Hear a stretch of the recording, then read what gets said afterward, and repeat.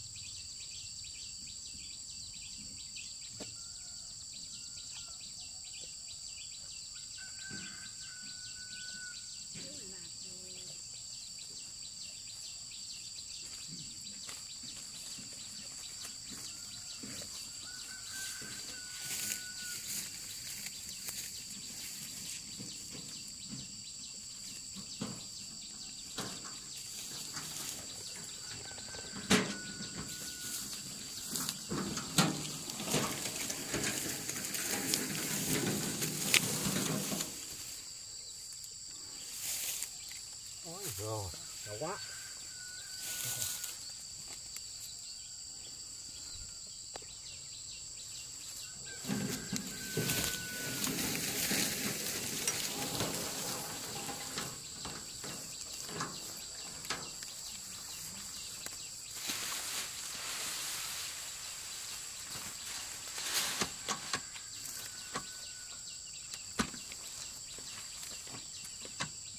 Chậm lắm. Thế là không nặng mà kìa. Thế là không bánh tặng nó bị bánh. Thế tặng có lật ngon đấy. Đó là trương.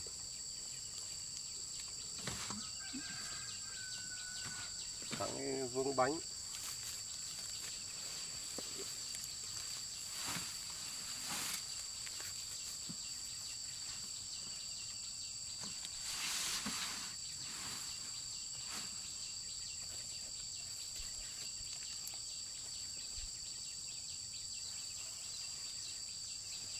Cái rùa nó cũng đỡ lắm. Bao người mấy người. Gì gắt á? Chị. Xong chưa chú? Gắt đây chị. Gần rồi, còn một sao nữa. Giờ.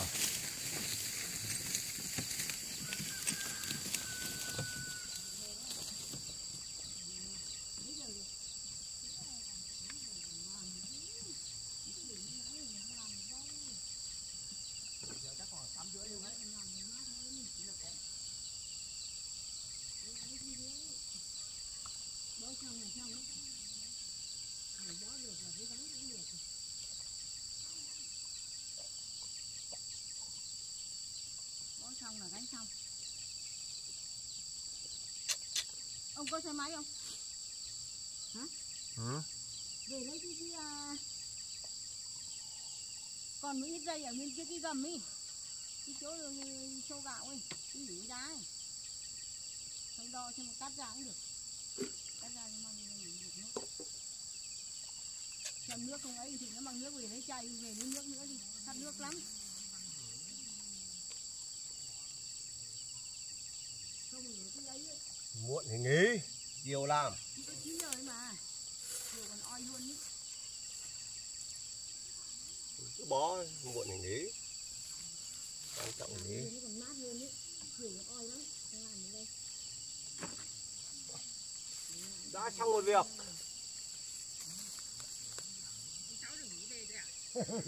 Hôm sau sẽ hết việc rồi. Để đi bà hai đây. Chị cũng biết đi bà hai được không?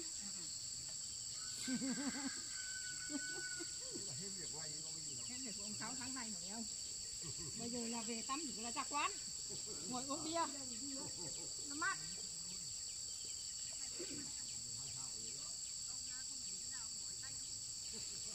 Về mang cái đòn lên. Nói xong thì muốn về 1 tiếng 2 tiếng nữa là xong. Ít vào, về lên tốt.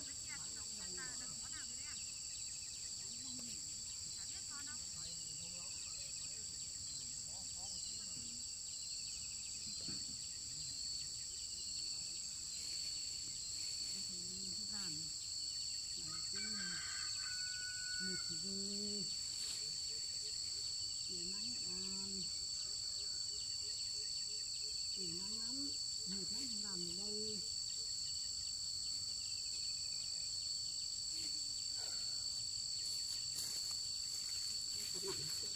To quá nhỉ, quá bất lợi hết thôi.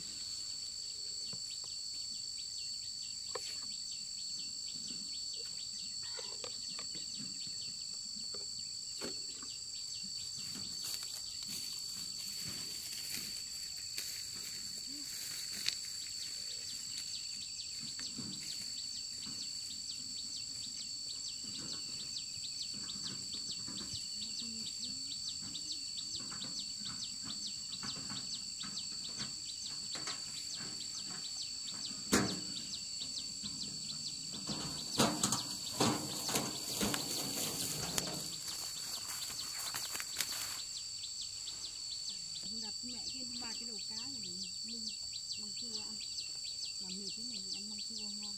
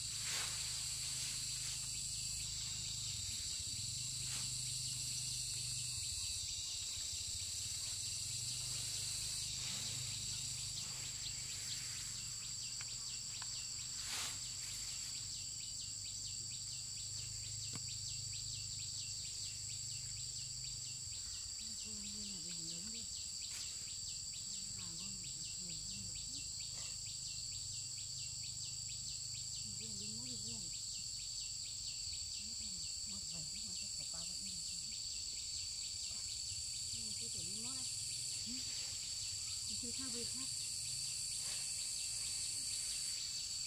Không khác rồi thôi. Coi như ra nó rồi.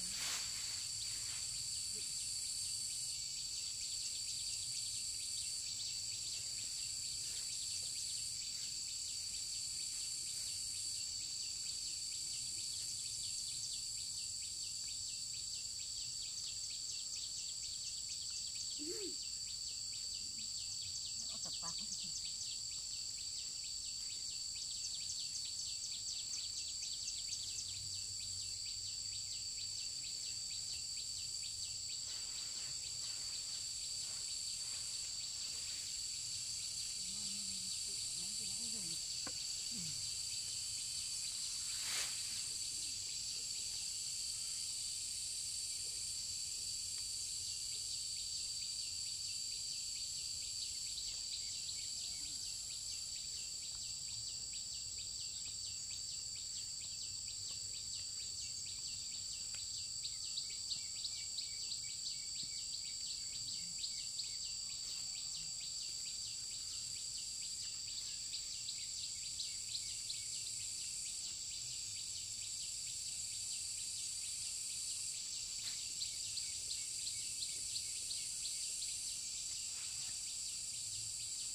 Ôi hết dây rồi.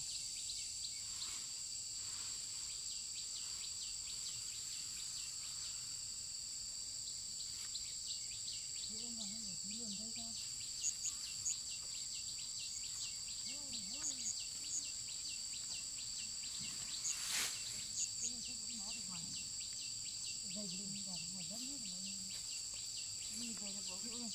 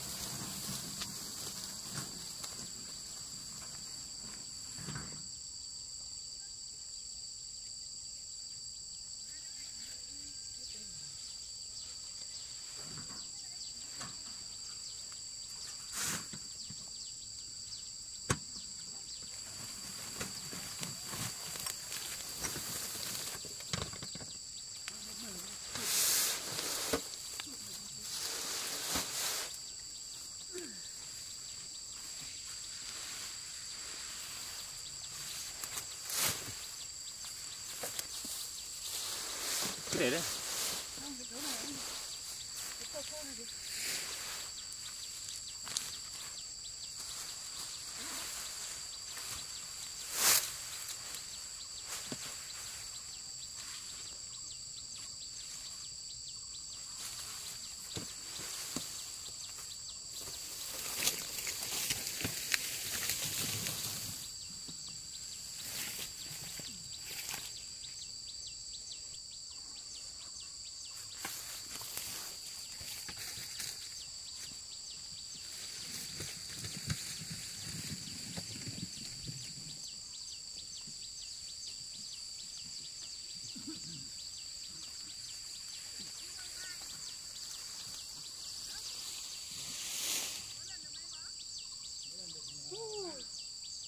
Hết dây. Không biết dây được. Hết dây rồi. À hết dây á. Dây bảo ông về lấy mấy cho cô ra không? Ôm lấy cũng được. Ôm ra ngoài cũng được. Ôm ra chỗ cạnh một tí có dây mình bó luôn.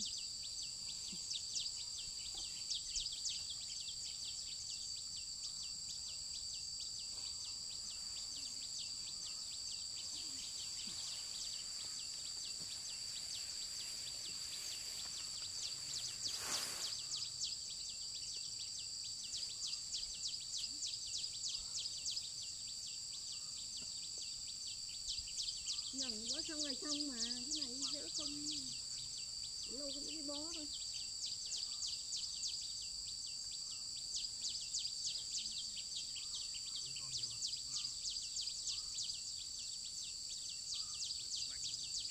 Cái tay rồi. Tay rồi.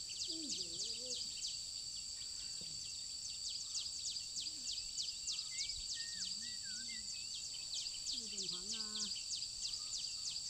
1 gánh, 2 gánh, 3 gánh, 4 gánh, 5 gánh, 6, 7, 8 gánh nữa.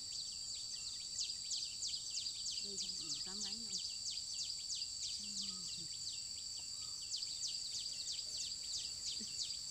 Không đủ thì bó, để nó khô.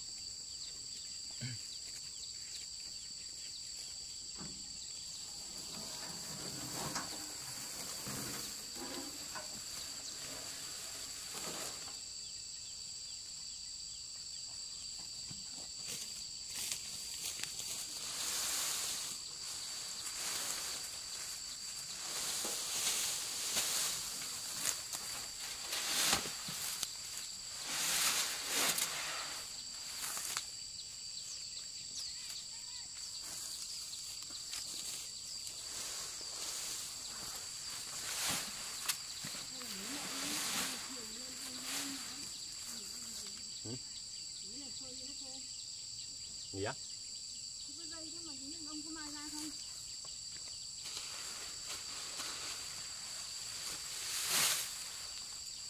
Phải về lấy. Bây giờ ông lấy thì lấy trước thì để bó ra. Nó còn mất mát thì mình làm được. Để nó thôi.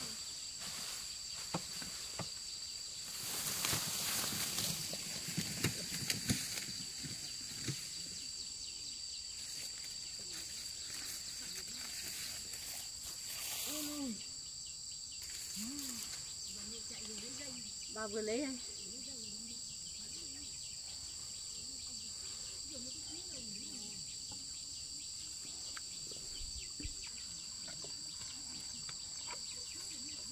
Đi đây nó